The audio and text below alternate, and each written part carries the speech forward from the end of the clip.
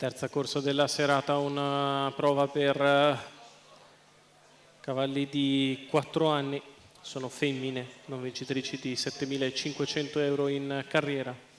All'1 Etruria, Giampaolo Minucci, 3 Euforia di No, Lorenzo Talpo, 4 Electra Mark, Daniele Cuglini, 5 Ester DSE, VP dell'Annunziata, 6 End of West, Salvatore Valentino.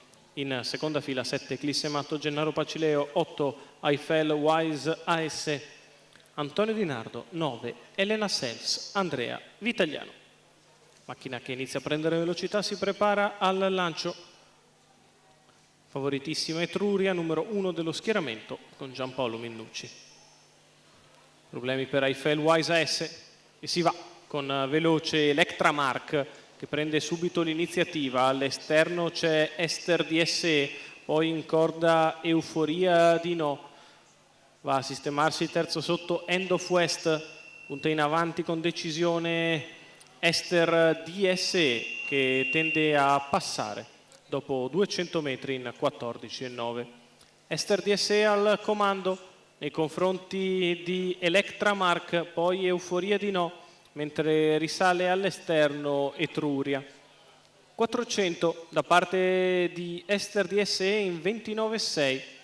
Tiene buon ritmo all'avanguardia con Vincenzo Piscoglio dell'Annunziata che è spalle indietro per moderare gli ardori della figlia di Victor Joe, che l'ha presa bella allegra. 45 i primi 600 di corsa.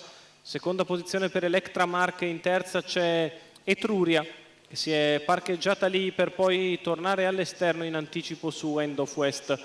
800 in 59,8 a tutta birra per la battistrada Ester DSE che guida. Electra Mark sempre in seconda posizione, Etruria che si scopre con decisione ora e avanza al chilometro in 1,15,2.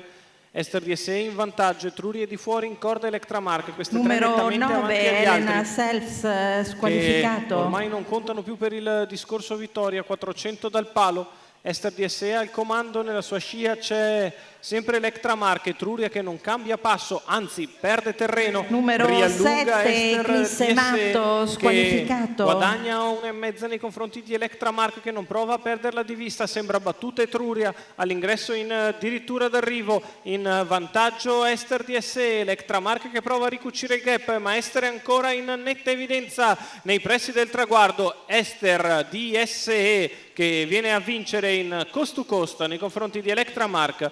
Al terzo Etruria.